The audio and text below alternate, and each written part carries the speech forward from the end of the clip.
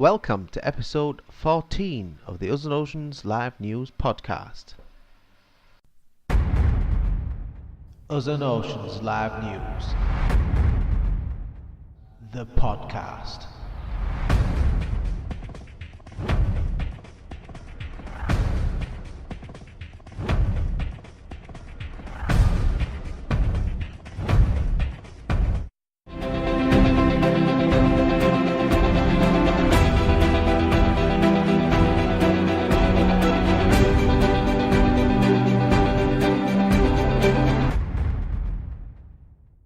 Hi, welcome back to Us and Oceans Live News, and these are the highlights from 27th of May and today, the 2nd of June.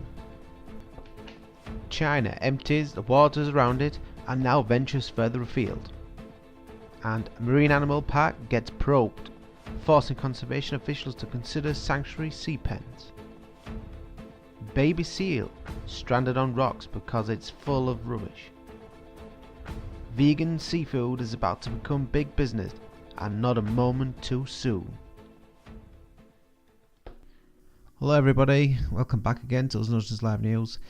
Sorry I've been away for so long. It's been almost like 5 weeks, 4 or 5 weeks or something like that. Thing we had the dogs that we looked after unfortunately our dog passed away, our boxer dog, and after a week we took on 2 Staffordshire Bull Terriers to look after, because the people who the dogs belonged to, they had a house and they lost the house, and they had to go in temporary accommodations. Unfortunately couldn't take the dogs with them, so they got us to look after them.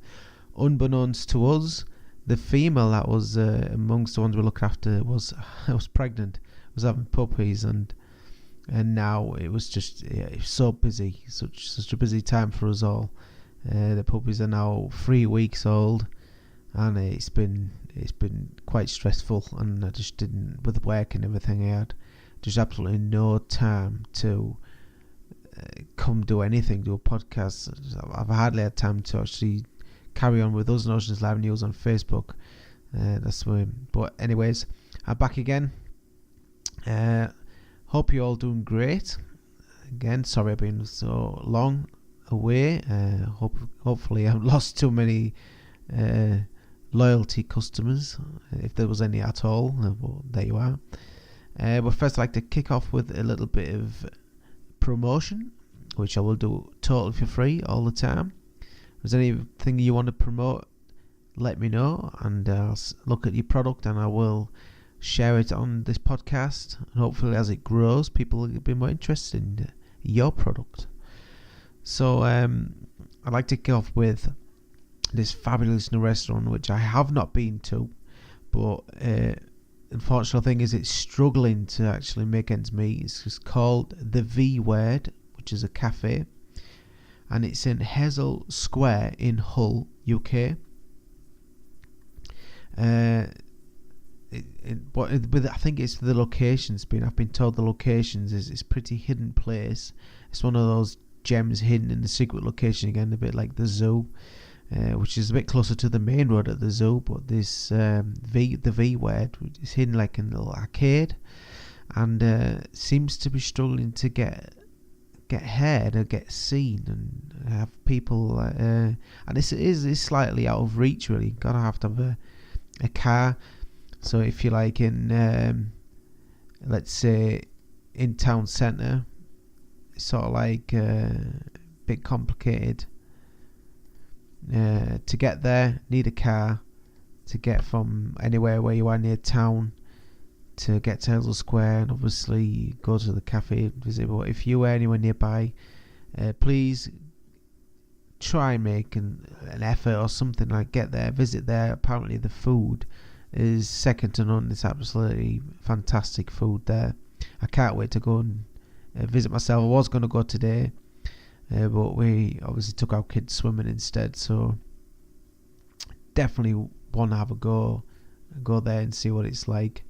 And if I do find out, well, I will definitely make a review on here of it and see what it's like, and I'll keep promoting that one too. Second thing I want to promote is the Rich Roll podcast, one of my favourite podcasts. There's been recent ones that I've been on there, which was Patrick Baboumian, is it? Or Baboumian, one of the guys. Patrick Baboumian is on Facebook, Instagram, and Twitter. He was on the podcast and totally devoted to animals, and obviously he's a vegan himself. And fabulous podcast that was. So I couldn't. But then again, I love Rich Roll's podcast anyway. Listen to every time on my truck. Makes my journey from A to B pass really quick. And it does fantastic. It does an app as well. If you have let's say if you got an Apple, you can go on iTunes, download the app. You go to iTunes, download the app, and you can have all his episodes from 1 to something like 400 something now is an episode. I'm currently on 210, I believe, and that's where I'm at the moment, 210. And the Patrick Baboumian was in there, one of the episodes, the recent ones, and thoroughly enjoyed it. Can only recommend it to you guys. Go and check it out. He's also got a fantastic website, which is, you can go to richcroll.com. He's on Facebook, he's on Instagram, and he also does this program where you can join. It costs a bit of money. I'm not sure how much it is. Something like a couple of pound a month or something. I can't remember if it's a week or a month. And what they do is that you get this.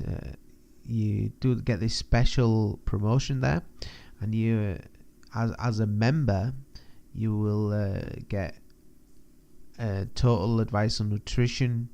You get free, I think it's recipes.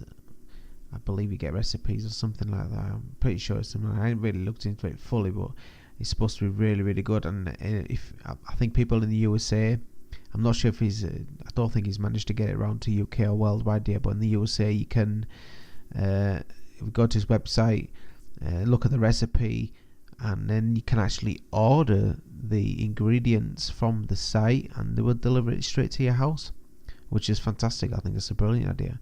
So yeah, definitely go richroll.com. Also find Rich Roll on YouTube. His podcast always updated there when he gets a new interview on there. So go and check that one out. So yeah, so now we got what I've just had the highlights. This is China's emptying its seas, and it basically tested. What they've done there is tested China for how much they actually the main fish they actually eat. It's called the yellow croaker, which is China's most popular fish, and it's been very much classed as extinct now around the China seas. So what they do is the only fish they actually trying to get the yellow croaker is all farmed. It's got to be farmed. But the problem is they have to feed them smaller fish. So all the fish that are in China, they dredge that over the sea as well, which is becoming really, really bad thing. And there's the article, which is part of equivalence. Chow and Lin, it was called chowandlin.com, Chow and Lin, and the equivalence, the ecological footprint of fish. So they examined the impact of farm fishing through the large yellow croaker, which is in China's most popular fish. Working with scientists, fish experts, and local government officials, they traversed 4 towns in Fujian, China, to build a tessellated mosaic of fish portraits to see how much wild fish is needed to sustain fish farming. The answer is 7.15 kilogram, 39 species, more than 4,000 wild small fish to raise a single kilogram of large yellow croaker. There are 3 single fish at the center of the picture, which is like a picture. There's like 3 fish, and all the fish around you can see is absolutely disgusting in my eyes. What they have to feed these 3 fish just to get this fish on their plates. The agile croaker is China's most popular fish, and they used to be caught in the wild for generations. Overfishing coupled with the sharp rise of consumption in China has led to near extinction of the large yellow croaker species in the wild. Today, virtually every large yellow croak is farmed, and they are fed with wild, small fish caught in the nearby China seas. Many of these fish are caught premature, and these species are threatened due to overfishing and lack of regulation. Each year, 400,000 tons of wild small fish are caught and ground into large yellow croaker feed, and 7.17 million tons of wild small fish are caught in total. China accounts for more than 60% of the world's aquaculture output. It was commissioned by Greenpeace, and they absolutely are disgusted with it. Do not support this, what China are doing, and urge China fishing industry to find a way around it to stop this overfishing that's going on in China. I always recommend going vegan. I cannot stress how important that is for your health, guys, for your health, for the planet, for the oceans. There's just for me at this moment in time, with overpopulation of the world, there's just no other solution, because people do not want to change. So the only thing I can advise is, for the health of the planet, if you not compassionate about the animals themselves, please go vegan. It is so easy. It is so healthy for you. There's only a few vitamins you got to keep an eye on, which is B12 mainly. Definitely would recommend anybody to go vegan for the health and the planet.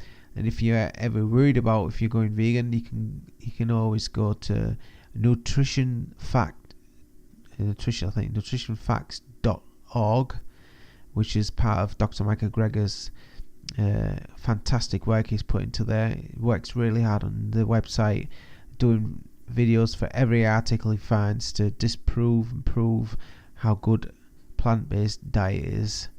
And you can go there to his site at nutrition.org. I've just downloaded an app. It's called Daily Dozen, which is an app that will give you all the necessary nutrients you have to take daily, and it will also it's really easy to find the recipes for it. And then you can go to the YouTube videos that is made for every single article, and it discusses about anything you really want. What kind of food is good, what's bad, what not to eat, what to eat. He also brought a book out called How Not to Die, which is by Dr. Michael Greger. Definitely recommend getting that book too. Very good informal stuff in there. Definitely go to that one. So yeah, Greenpeace definitely promote it. Ocean Oceans Live News would definitely not promote it either. I find it abhorrent by the way China constantly ignores any sort of fishing regulations in the seas. Very, very bad indeed. Next one was the article was marine animal park gets probed. Dolphins happiness living in captivity at marine animal park is probed as tourist attraction considers sea pen. New research aims to find out if dolphins are happy living in captivity in a tourist attraction.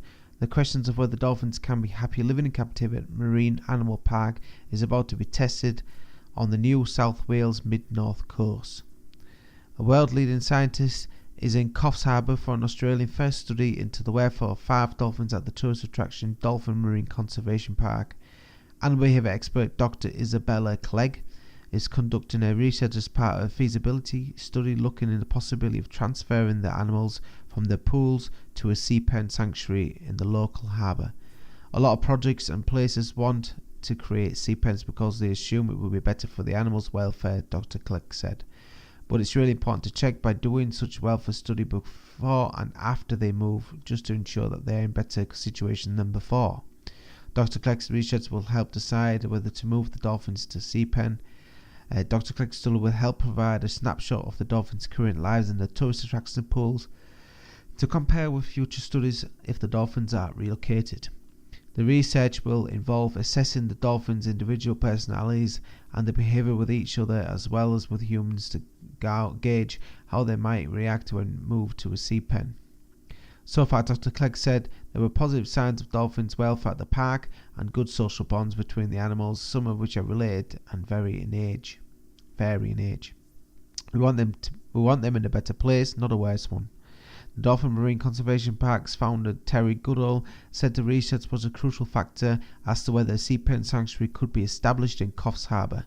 Other than Bucky and Calamity, the other 3 dolphins have never been in the ocean, Mr. Goodall said. We've got to make sure that the factor shift to the ocean environment is the best welfare interest. He said management had always maintained the animals would return to the park if it was found the dolphins' welfare was worse than the sea pen. Then by all means we would take them back, because it's been the key to this whole study that we're going to a better place, not a worse one, Mr. Goodall said. He said it was confident the study would affirm the park's dolphins were in good health and having a fine old time within this complex we've got. Dolphin captivity is a contentious issue in Coffs Harbour and around the world. Sea pen's best option regardless of finance activities group. Sentiment is not shared by some animal activist groups like Justice for Captives. While the group supports the park's joint sea pen feasibility study and actions for dolphins and world animal protection, it is concerned that dolphins will still have an interaction with humans. A Justice of Captives spokesman, Chelsea Hanna, said regardless of the findings of Dr. Clegg's study, a sea pen would be an ideal outcome for the dolphins. There will be a specialist that will be able to identify ways to integrate these dolphins into the ocean environment where there is no interaction with humans, she said. It is that plain and simple. They will be able to live the rest of their lives out there. The best interest for the dolphins would be to get out of these pools. Definitely, the whole again, this wouldn't have happened if they just not bothered, taking any sort of mammals into the actual enclosures, dumping them in pools, making tricks and stuff like that for food. It's just feeding the industry, which is part of the Japan Taiji fishing industry, which is absolutely horrendous, killing the dolphins that are deemed not performing mammals, slaughter them with the actual cove that they drive them into turning red, and it's not a nice thing to do, not a nice thing to see. So best to just leave those dolphins alone where they are, and stop whining about whether you think they're stealing the fish from your plates, which is what the French are doing at the moment, killing these dolphins because they think they're eating all the fish that they're trying to catch. Definitely would not support anything to do with captivity. Baby seal stranded on the rocks because water's full of plastic rubbish was one shared by the metro.co.uk. Wildlife charity released a video of a stranded seal being bombarded by waves of plastic waste in a plea for people to dispose of the rubbish properly. The clip was shot by a Cornish seal sanctuary and shows the pup struggling to swim out of the rock pool as litter bobs in the water all around it. They said they have treated 5 pups found tangled up in plastic so far this year and rehabilitated a total of 79 baby seals. Pictures of grey seal pup with netting wrapped round his neck were also released, with the staff describing how they had to treat him for larger wound caused by the plastic pollution. Thankfully, the pup, named G.I. Joe by charity workers, was able to be released back into the wild after making a full recovery. While staff were able to rehabilitate all 5 pups they found caught in plastic, they say many other wild animals suffering due to rubbish and oceans will not be so lucky. Alexander Pierce, the fundraiser and conservation coordinator for the sanctuary, said, "When you've had a long day on the beach, it can be quite tempting to simply leave your barbecue, bodyboards and food wrappers behind, especially if there are no bins or you have a bit of a walk ahead. But whilst it might be 15 minutes of inconvenience, by taking your litter home with you, you could be preventing a piece of rubbish ending up in a marine environment where it could stay for hundreds of years, causing lots of damage to wildlife." She added, "As calm was coming to a busy few months with lots of people flocking to the beaches, we are pleading for the public to take all your litter home with you and dispose it correctly. Reduce, reuse and recycle and pick it up litter whenever you can. If we all work together, we can tackle this issue and hopefully we can help to safeguard our environments for the future generation." and I can only agree with that one. It's absolutely good that they picked up on that. Yeah, guys, if you're out there on the beach or anywhere, even if you see it on the floor, I'll do it when I'm at work. I've got a big problem at the moment with these plastic security seats having to put on the back of our trailers of the trucks that I deliver, and they're just so wasteful. It's unbelievable. And some of these drivers I work with, not calling any names or anything, and they open the door and throw them on the floor and just leave it there. And obviously the issue is because it's trucks, they're heavy. More trucks drive over the seals, they get ground down and eventually just get ground down into microplastics. When most of that's where the problem really starts, is when it turns into microplastics. Not when it's this full piece, which also causes damage obviously to larger animals. It's when it goes into microplastics. It's the worst kind of situation to have, is microplastics that get so small. When they get washed down the drains, most of the filters that are at the water treatment facilities are not able to sift these particles out of the water, which obviously pass through these filters and end up in the oceans. Obviously do massive amount of damage to smaller fish, and also plankton, which is very important for our oxygen supply in the oceans. It's been also found that they digest microplastics like fleas or any other type of microplastics, and the clogs the phytoplankton stomachs up, and they're unable to digest whatever they're trying to eat, which is obviously the whale plumage that they can't feed, and they die, and they not be able to synthesize the oxygen from the CO2, and making the problem larger and larger as more microplastic goes in the ocean. So guys, pick your rubbish up, very important. Last but not least, vegan seafood is about to become big business, and it's about time.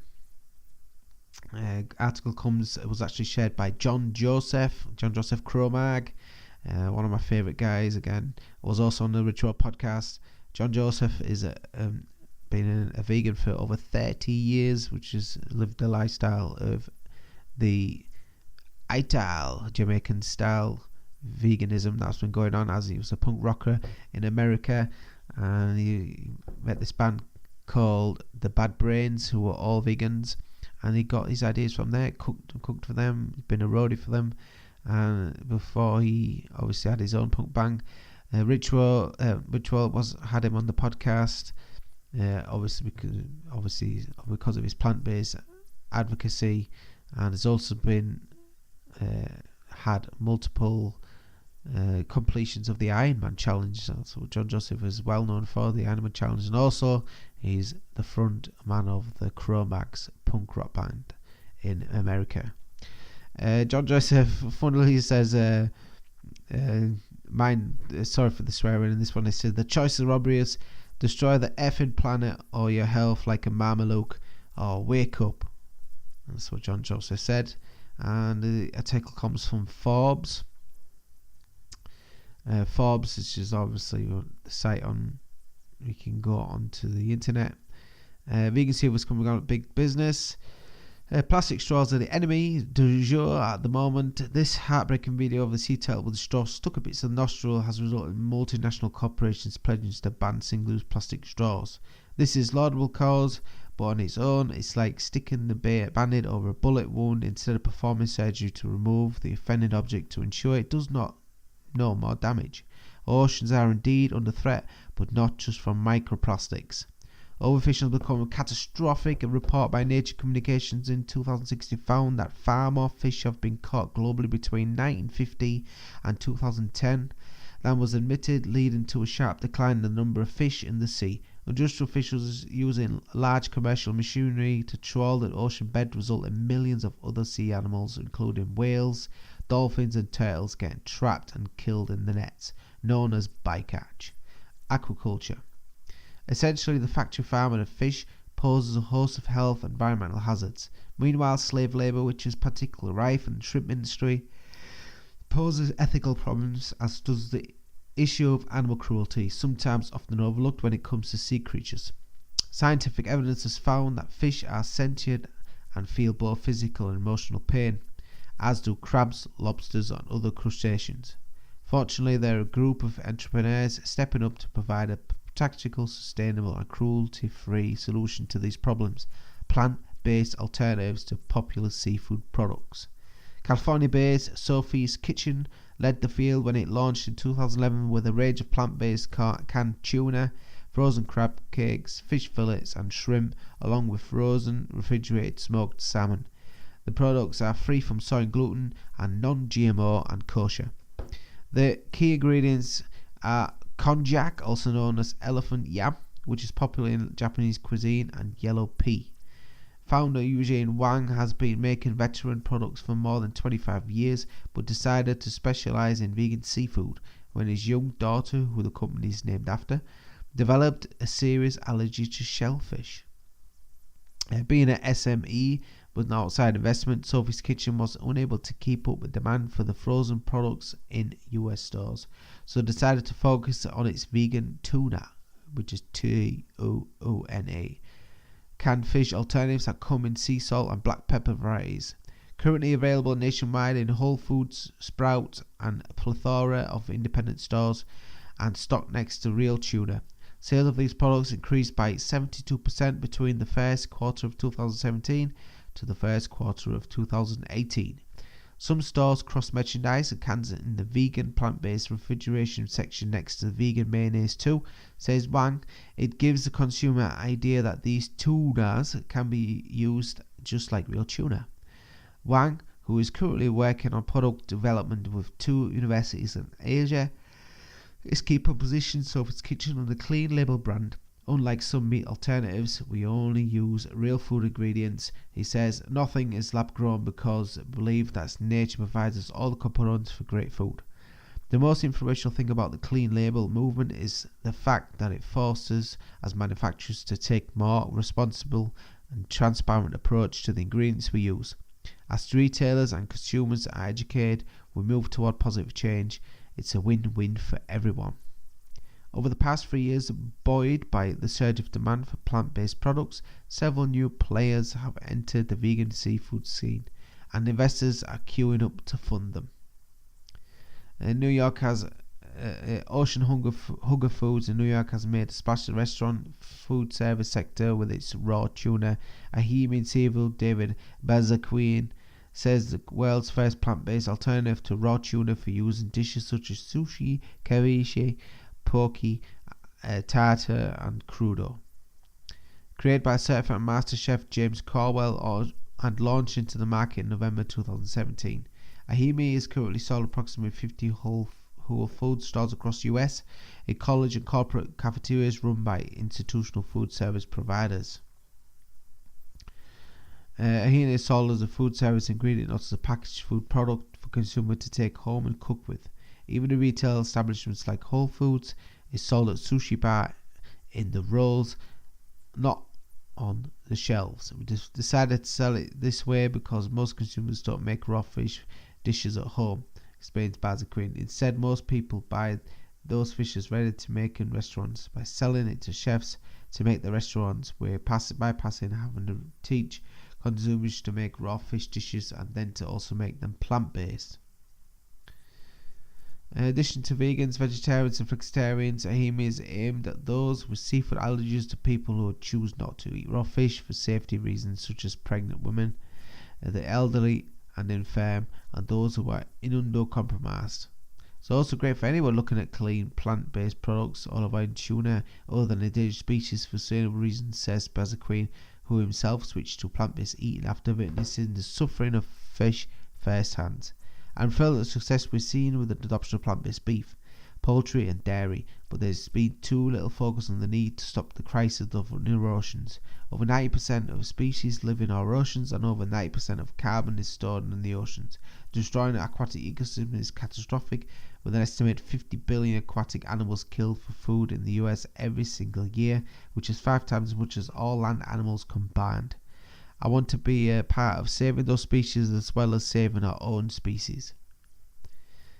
With a Masters in Marine Biodiversity and Conservation from Scripps Institution of Oceanography, Dominique Barnes has also experienced firsthand the devastating impacts of commercial seafood products in the oceans, determined to come up with a solution. She teamed up with biomedical engineering graduate Michael Wolf to launch new Wave Foods, which has been developing plant-based shrimp alternatives in both raw and crispy breaded formats since 2015. So guys, there's that article there. So yeah guys, and again, go vegan. That's all I can say to that one. Get yourself on the plant-based train, that's what I say. Guys, it's so beneficial for your health, it's unbelievable. Right now, I've been doing it for almost a year now, and as people seem to keep telling me, I'm still waiting to get sick, and it's not happened yet. Always make sure I get all my vitamins, obviously B12 fortified in cereals, and also if every 3 days I take a multivitamin just to keep it all up. Once I run out of that, I will just get the B12 spray. Obviously people it's said that people don't need to take B12 if they don't wash their vegetables, because B12 is actually in the soil, which is synthesized by bacteria in the soil, and those go on the plants which we eat, and that's how we keep the B12 going. Which obviously this is the reason why meat has B12 in it, because the cows eat the grass, they pull it out of the ground, eat it, and obviously there's always some soil in the grass. There's obviously it's close to the ground anyway, and that's how they keep their B12 up. So yeah guys, get on the vegan train. All I can recommend is you're doing the world, health and the oceans a really big favour, guys. So again, thanks for listening to this podcast. Hopefully next time I won't be so long. Puppies are getting older, more time available, so hopefully I'll be back next week or a bit sooner, who knows. So I'll see you guys again, or you'll hear from me next week hopefully, and I hope you have a very pleasant week. Bye bye.